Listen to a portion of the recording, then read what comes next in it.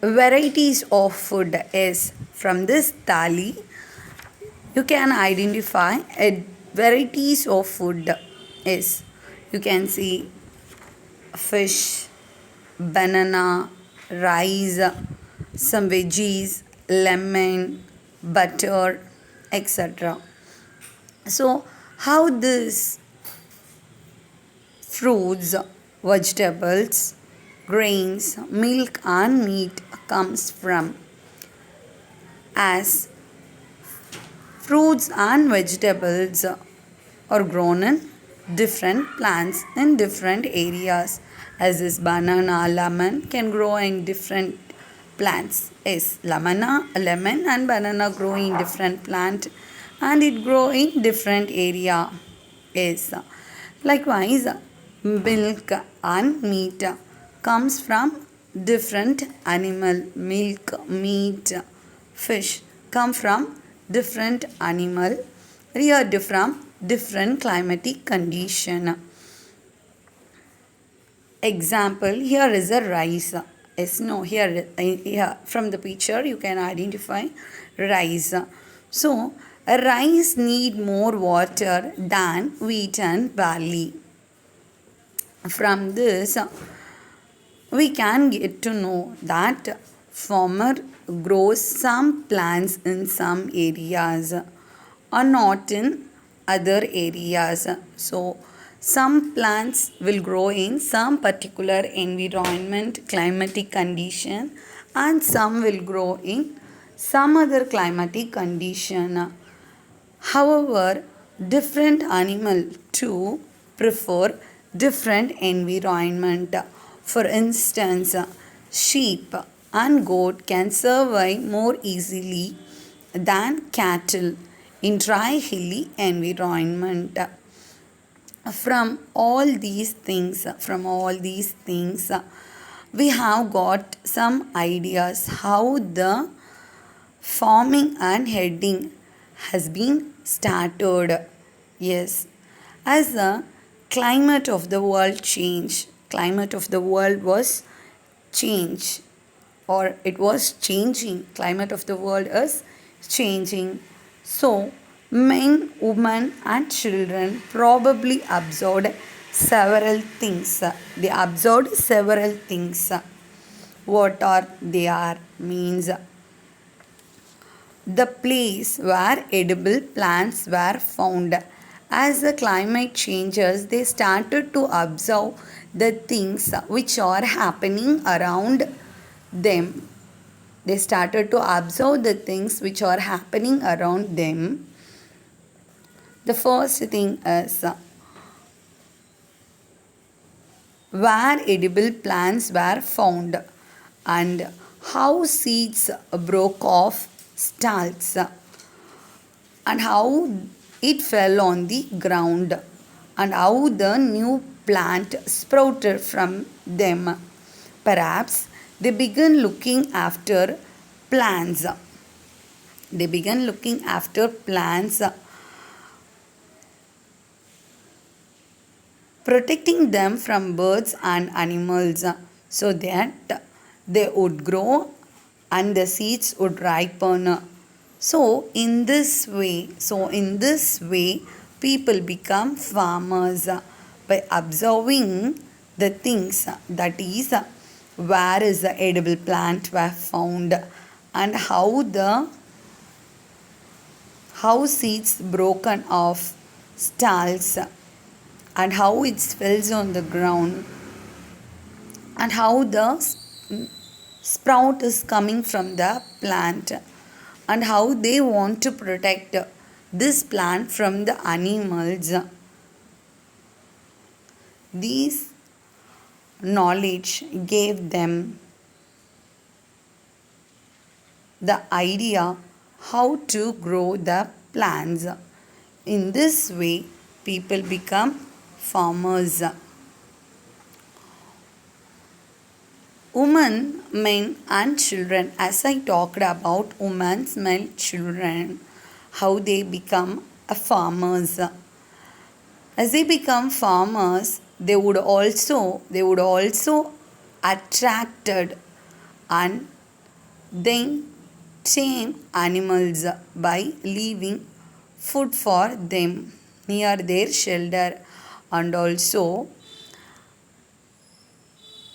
they tamed the animals by leaving some food for the animals which come near to their shelter. So, the first animal to be tamed was the wild ancestor of dog. Wild ancestor of dog. The animals such as sheep, goat, cattle, and also the pig lived in herds, and most of them ate grass. Often, people protected these animals from attacks by other animals. This is how they become herders. So, first, they selected the animals which are friendly with them, which come near to their shelter. They attracted the animals by leaving some food to them. So, from this animal, they protected themselves from other wild animals. This is how they become herders. Next topic is domestication. Domestication is the name given to the process in which people grow and look after plants. So, domestication is nothing but the process in which people grow plants and look after animals.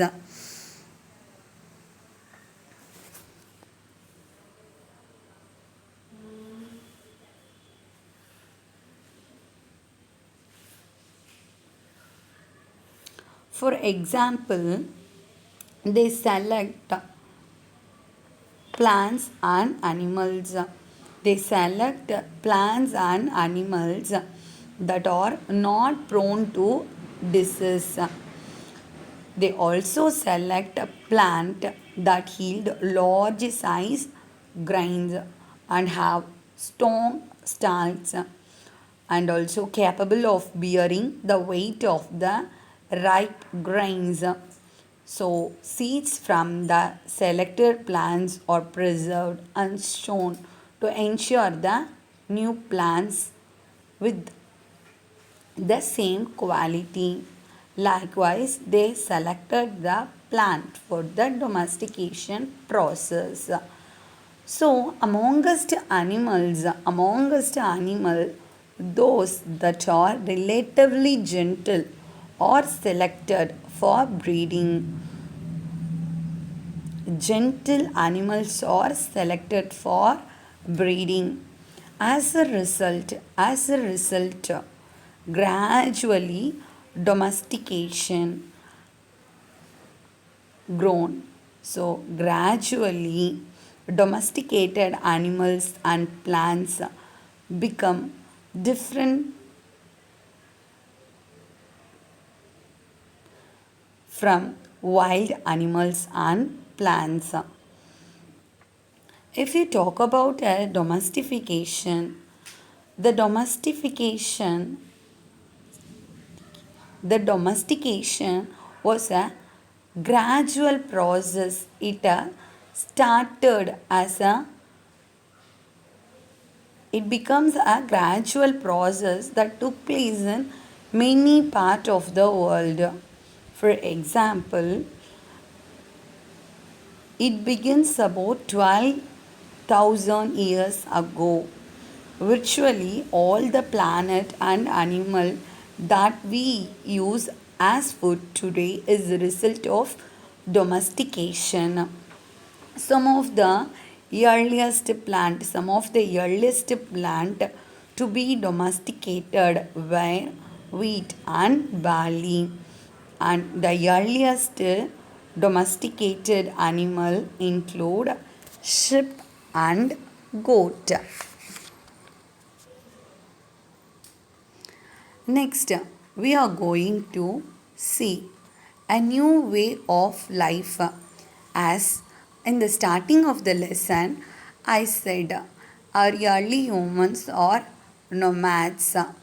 Nomads is nothing but people move from one place to another place in search of food and shelter. If a person or if a people move from one place to another place in search of food and shelter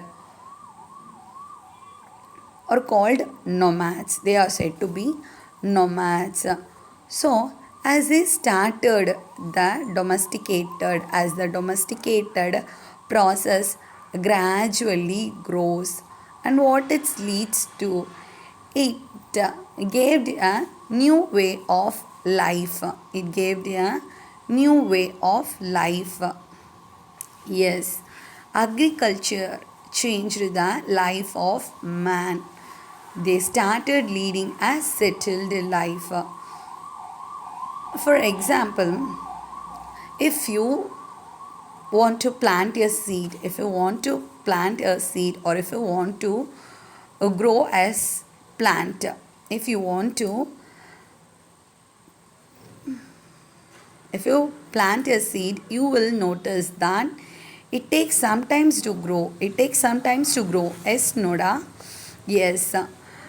This may be several days, weeks, months, and in some case years. Yes, different plant require different time to grow. Yes, when people begin growing plant, when people begin growing plants, it means they had to stay in the same place for long time. So, as they begin to grow plants, they want to stay in the same place for a long time because they need to look after the plant. Yes, no, because the plant need water and the weed has to be removed from the plant. Weed is nothing but the unwanted plant. The unwanted plant is a weed. So, watering, weeding, driving away animals and birds till the grain ripen, and then the grain had to be used carefully.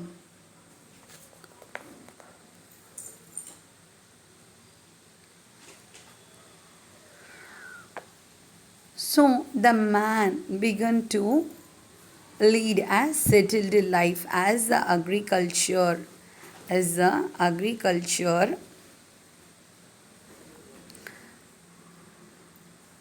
gave a settled life to man. In some areas, they began making large clay pots or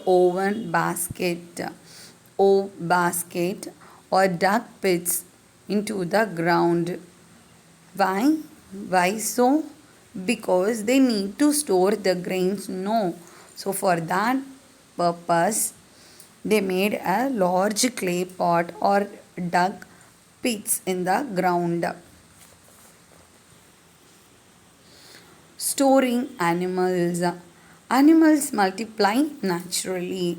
Besides, if they are looked after carefully, they provide milk, which is an important source of food.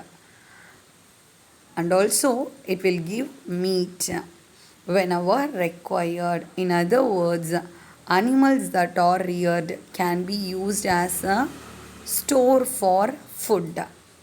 Store for food.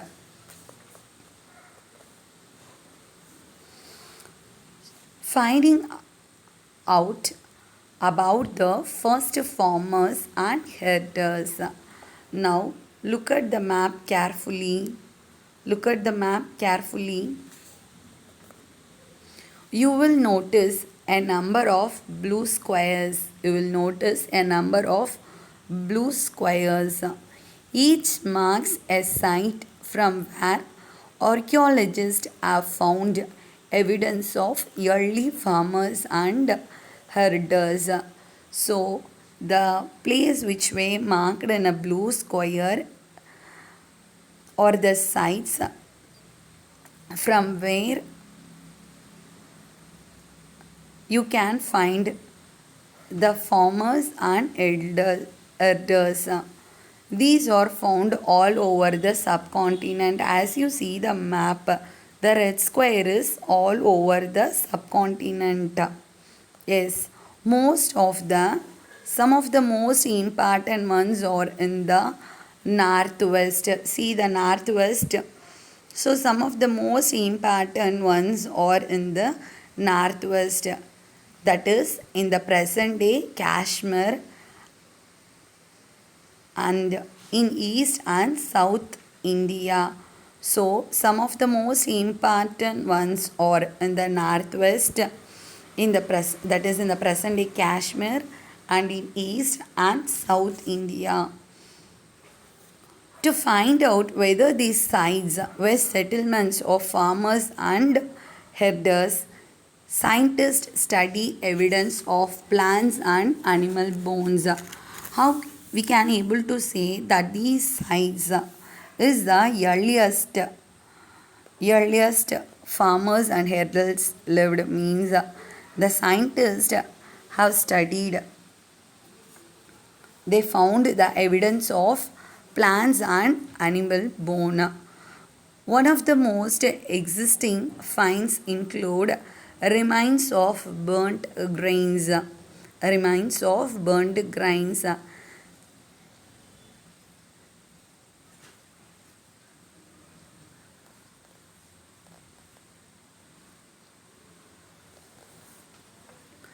Okay, now look at the table. Now look at the table. These are just some of the sites from which grains and bones have been found. Look at the table. They are just some of the sites from which grains and bones have found. So, wheat, barley, sheep, goat, and cattle is found in the Margar, that is now in the